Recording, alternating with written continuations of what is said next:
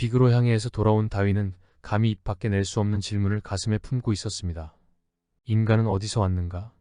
인간과 동물이 공통의 조상을 가졌다면 인간의 인간다움은 어디서 어떻게 시작되었는가? 1837년부터 런던 동물원에 전시된 오랑우탄은 다윈의 관심을 사로잡기 충분했습니다. 다윈은 어린 오랑우탄이 거울을 보며 자신을 탐구하는 듯한 행동을 관찰하면서 얘들 분명 우리와 비슷한 마음과 생각을 가지고 있다고 여겼습니다. 이후 다윈은 1871년 그의 책 인간의 유래에서 좀 더 직접적으로 인간과 유인원이 공통조상을 갖고 있다고 주장했습니다.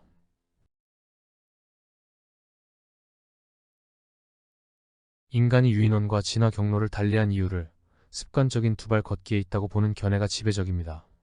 두발 걷기가 가능한 유인원 중 오랑우탄은 1400만 년 전에 우리의 계열로부터 독립된 가지로 떨어져 나갔고, 고릴라는 900만 년 전에, 침팬지는 700만 년 전에 분지됐습니다. 고릴라와 침팬지는 보통 너클 워킹이라 하여 양손 손가락 등 쪽 뼈를 땅에 지지하며 네 발로 걷습니다. 이들은 무릎을 약간 꺾고 엉거주 춤선 자세를 취하며 물건을 나를 때 뒤우뚱거리며 두발 걷기를 합니다.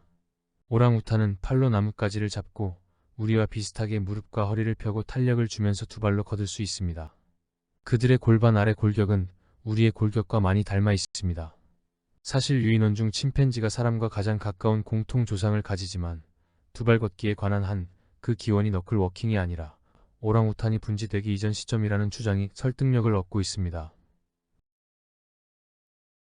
영국 버밍햄 대학 소호페 박사는 인도네시아 수마트라 섬에 사는 오랑우탄이 나무 끝에 있는 가지까지 두 발로 걸어가 허리를 펴고 팔을 길게 뻗어 과일을 따는 행동을 관찰합니다. 그리고 다음과 같이 주장합니다. 침팬지 계열과 갈라진 우리 조상이 너클 워킹하다가 두 발로 걷게 된 것은 아니다. 초기 호미닌의 조상은 오랑우탄과 같은 두발 걷기에 적합한 체형을 공통 조상으로부터 물려받아 나무 위에서 두발 걷기를 즐겼다. 700만 년 전 즈음 환경 변화에 따라 나무에서의 생활을 포기하고 내려와 바닥에서 먹거리를 찾으며 배회하는 과정에서 두발 걷기를 습관화했다. 반면 침팬지나 고릴라 조상은 바닥과 나무를 오르내리며 나무 위 생활을 유지했고, 나무와 나무 사이를 다니기 위해 너클 워킹을 진화시켰다. 소호페 박사는 적어도 나무에서의 두발 걷기는 우리 조상에게 먹이 획득과 같은 직접적인 이득을 줄 수 있었기에 자연 선택되었다고 주장합니다. 2019년 소호페 박사의 주장을 뒷받침하는 연구 결과가 네이처에 발표됩니다. 독일 튜빙겐 대학 연구진은 바이에른주 화석 매장지에서 수컷 1마리와 암컷 2마리, 새끼에서 나온 유인원 뼈 37점을 발굴하였고, 그 화석종을 다누비우스 구겐못이라는 이름을 붙였습니다. 화석을 분석한 결과 1200만 년 전 유럽에 살던 유인원 종으로 다 자란 수컷의 경우 키가 약 1m, 몸무게는 31kg 정도로 보노보와 비슷한 크기였습니다. 특이한 점은 몸을 똑바로 세우기에 적합한 S모양의 척추를 가지고 있었습니다. 이들의 다리 관절은 서 있을 때 하중을 견딜 수 있는 구조였으며 나무 위에서도 빠르고 안정적으로 걸어 다닐 수 있도록 큰 엄지 발가락을 가지고 있었습니다. 팔은 현생 유인원처럼 나무에 매달릴 수 있는 정도로 길었습니다. 다누비우스 화석은 두발 걷기의 진화가 아프리카 밖에서 호미닌이 본격적으로 등장하기 한참 전에 이뤄졌을 수 있다는 걸 제시합니다. 아주 흥미로운 연구 결과입니다. 2009년 사이언스에 발표된 아르디피테쿠스 라미두스 화석은 직립보행이 나무에서 시작됐다는 가설을 증거합니다.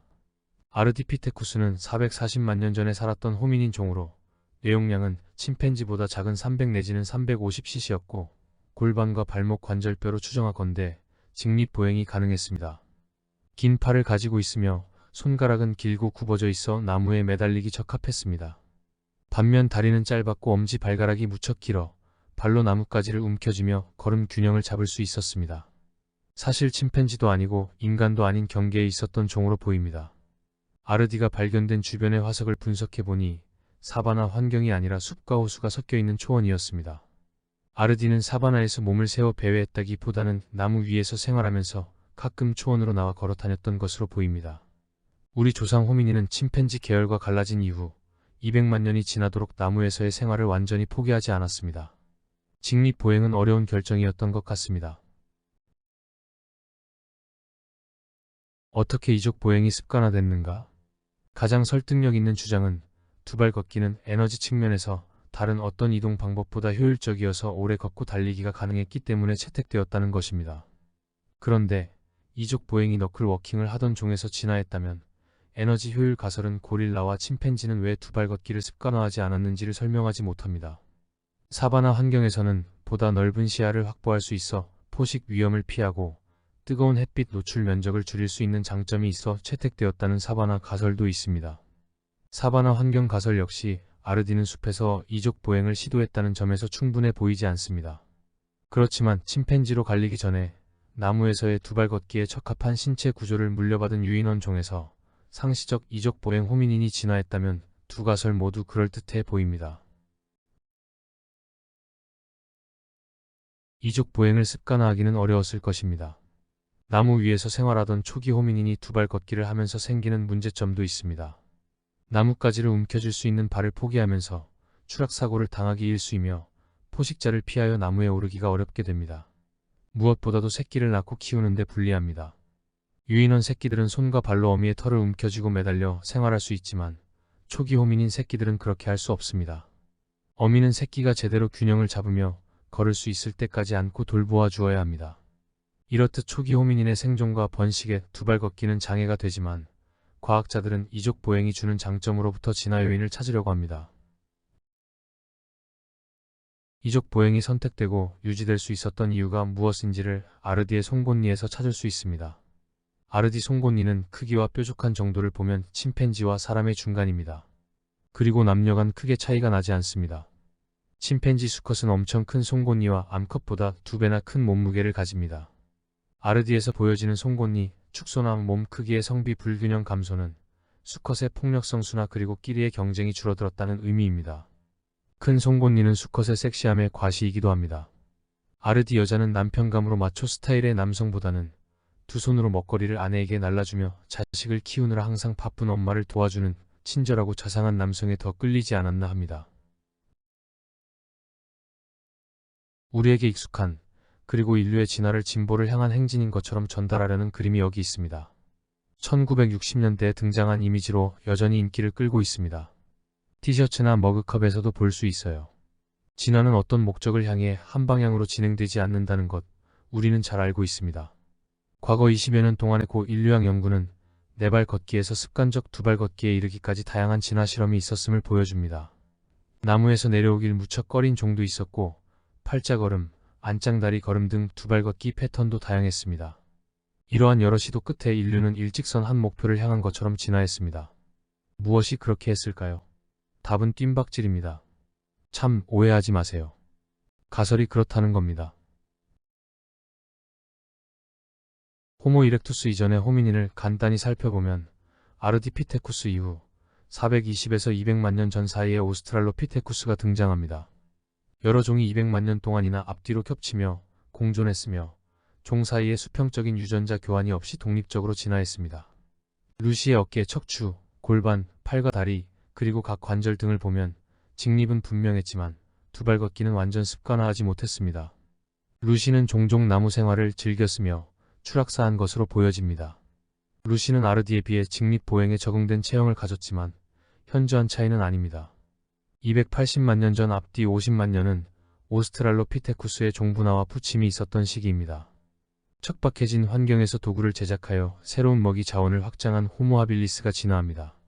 그리고 무엇에 긁힌 흔적이 있는 동물 뼈화석이 300만 년 전에도 나타나는 걸로 보아 오스트랄로피테쿠스 후기 종은 도구를 사용했습니다.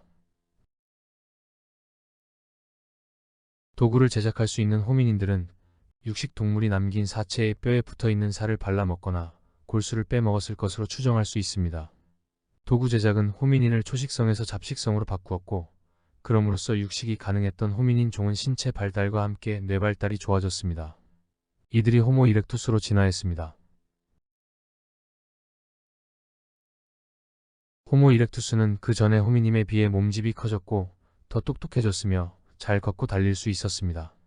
걷기 시작한 후 300만 년이나 정체된 체형이 호모 이렉투스로 들어서면서 그 변화가 두드러집니다. 여기 160만 년 전 투카나 화석 소년의 모습에서 볼 수 있듯이 이렉투스가 경험한 신체 변화는 속도와 규모 면에서 놀라울 정도입니다. 나이는 10살, 키는 160cm 정도로 다 자라면 180cm, 좁은 골반과 길쭉한 팔다리를 가졌습니다. 우리의 체형과 비슷합니다. 불과 30만 년 사이에 팔, 다리, 어깨, 목, 허리 등 몸 전체가 동시다발적으로 변한 것이죠. 어찌 그렇게 빨리 변할 수 있었을까요?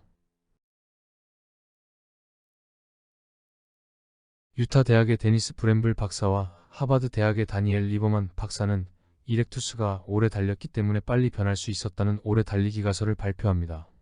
가설은 달리기를 걷기와 별개로 보는 데서 출발합니다. 일반적으로 달리기는 두발 걷기가 선택되는 과정에서 부산물로 나타났을 거라고 간주하는데, 이들은 오래 달리기 자체가 자연 선택되었다고 주장합니다. 한번 살펴보죠. 우리 먼 조상은 걷기 시작하면서 속도를 잃어버렸습니다. 다행스럽게도 오래 걷기가 가능했습니다. 돌아다니면서 나무 열매나 따먹고, 가끔은 금방 희생된 동물 사체나 뼈속 골수를 먹어 단백질을 보충했습니다. 생태계 약자로 청소부 역할을 했던 거예요. 어깨를 목에 붙이고 고개를 떨군 구부정한 오스트랄로피테쿠스 체형이 300만 년이나 지나도 크게 달라지지 않았던 것만 봐도 걷기는 신체 변화를 크게 이끌지 못했습니다.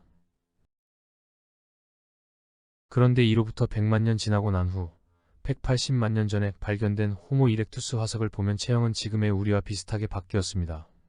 브램블 박사와 리버만 박사의 주장은 이렇습니다. 활이나 창이 없이 손도끼 하나만 쓰던 이렉투스에게 오래 달리기는 먹거리 확보에 매우 중요했다.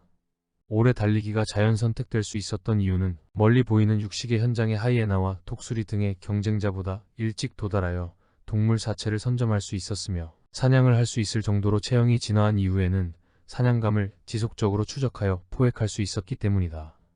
오래 달리기는 먹이 획득에 직접적인 이득을 주었고, 그로 인한 고칼로리 영양원 공급은 신체 발달과 두뇌 발달을 견인했다. 이는 다시 추적 사냥의 효율을 증가시켜 먹거리를 더 잘 확보할 수 있게 했다. 이와 같이 이렉투스의 진화에는 오래 달리기에 의한 양성 되먹임 작용이 작동했습니다. 어떻습니까? 이 가설, 증거가 있느냐? 예, 상황적 증거가 많이 있습니다. 오래 달리기가 자연 선택되는 과정에서 나타난 신체적 적응이 증거입니다. 첫째, 사람만이 온몸에 수백만 개의 땀샘을 가지고 있습니다. 땀을 배출할 수 있기 때문에 오래 달릴 수 있는 거죠. 두피에도 땀샘이 있어 뇌의 과열을 막습니다. 땀샘은 걸을 때에는 별로 쓸모가 없는 것으로 순전히 오래 달리기를 위한 것입니다. 둘째, 종아리와 발에 있는 여러 힘줄과 인대가 있는데, 이들은 달릴 때 스프링으로 작용하지만 걸을 때는 별로 쓰이지 않습니다. 아킬레스건이 끊어져도 걸을 수는 있는 거죠. 셋째, 엉덩이 근육, 대둔근입니다. 동물은 허리를 펼 필요가 없으므로 대둔근이 거의 없고 허벅지 근육으로 달립니다. 인간만이 커다란 엉덩이를 가지고 있는데, 걷기를 위한 것이라면 그렇게 클 필요가 없습니다. 커다란 엉덩이 근육은 달릴 때 몸이 앞으로 쏠리는 것을 막고 발이 땅에 닿을 때 탄성을 주며 도약할 수 있게 합니다. 동물의 꼬리와 같이 중심을 잡아주는 것이 바로 커다란 엉덩이입니다. 넷째, 목 뒷덜미 근육 아래 감춰진 인대 역시 인간에만 있습니다. 머리를 척추와 연결시켜 달릴 때 머리에 가해지는 충격을 흡수하고 흔들림도 잡아줍니다. 다섯째, 어깨는 머리와 목에서 분리되어 있습니다. 그렇기 때문에 달릴 때 어깨와 팔을 움직여줘도 전방을 주시할 수 있으며, 중요하게도 주변을 살필 수 있습니다.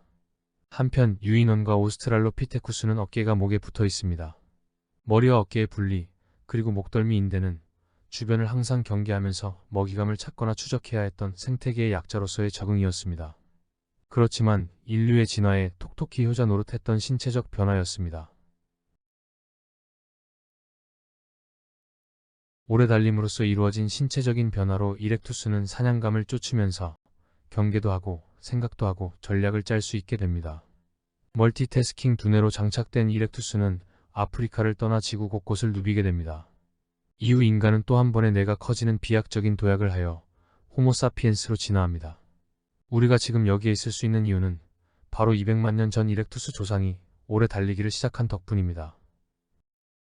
시청해주셔서 감사합니다.